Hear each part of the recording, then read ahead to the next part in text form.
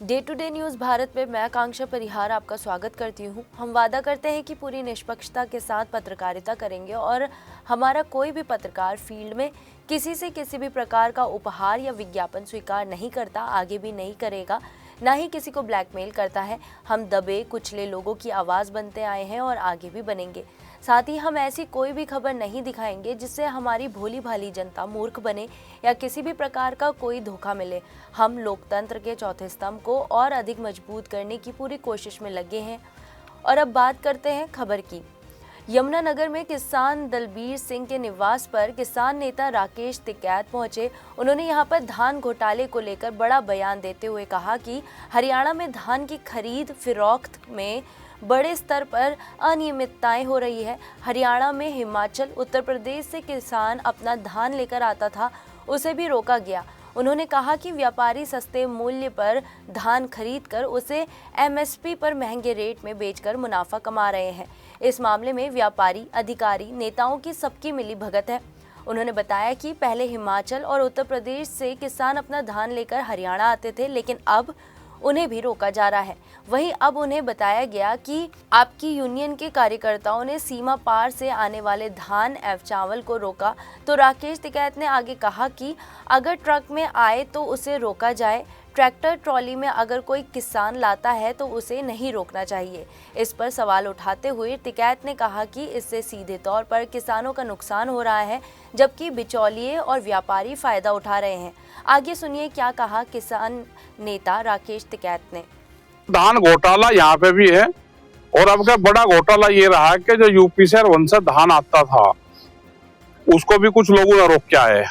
ये भी गलत चीजें हैं कि अपने फसल आदमी कहीं पे भी बेच सकता है। और हरियाणा में, उत्तर प्रदेश के कई जिले, हिमाचल के यहाँ पे ही अपनी फसल को बेचते हैं। कुछ लोग उसको रोकने का काम करें, आपस में क्यों किसान लड़े।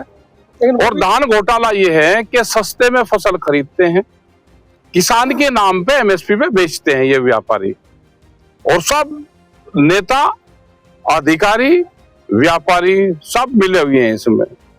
लेकिन रोकने वाले भी तो आप ही की यूनियन के थे ना, हमारे दूसरा पहलू है। आप दूसरा क्या करे, तो गलत चीज है, नहीं रोकना चाहिए किसान का हो, नहीं रोकना चाहिए। मैं रोकना, आप ट्रक को रोक लो, लेकिन जो ट्रैक्टर में आ रहा है, जो लोकल का किसान है, उसको मत रोको।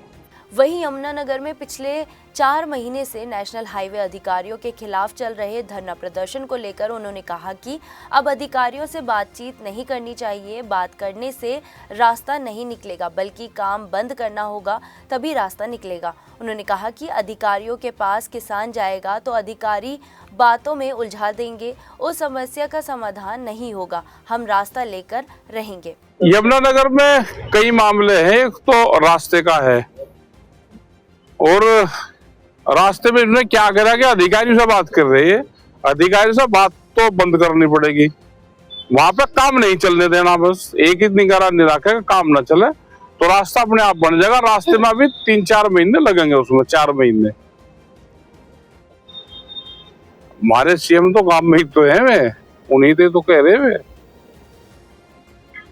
बगैर रास्ता जब निकलेगा, जब उनका काम बंद रहेगा, बात करने से रास्ता नहीं निकलेगा। काम तो लंबे समय से बंद। 4 महीने। और फिर जब उनको जरूरत होगी, जरूरत हमें नहीं है, जरूरत है एनएचआई वालों को। जब ये लगागा कि अभी तो जब ना पुल भी नहीं बना, अभी तो बहुत काम रह रहा ना उसमें, ये तो लास्ट में होगा ना, नहीं होने देंगे। ये एक फार्मूला, ये इस फार्मूले पे हम पिछले 15 साल से काम कर रहे हैं। ट्रैक नहीं चेंज करना। अधिकारियों के पास में जितनी बार बात करने जाओगे, वे बात तुम उलझा लेंगे, वहीं बैठे। और उसकी एक कमेटी बना देनी चाहिए गांव के लोगों की, जो बिल्कुल देसी आदमी हो, गांव के, जिनकी बुग्गी जाती हो, ट्रैक्टर जाते हो, जो दूसरे पास से घास लेने जाते हो, उन्हीं की कमेटी बना दो। वे मान ले गई नहीं किसी की। टिकैत ने किसानों से आह्वान किया कि जब तक उनकी मांगें पूरी नहीं होती तब तक काम बंद रखा जाए। उन्होंने कहा कि जब नेशनल हाईवे अधिकारियों को ये एहसास होगा कि अब बातचीत से काम नहीं चलेगा, तभी वे किसानों को रास्ता देने के लिए मजबूर होंगे।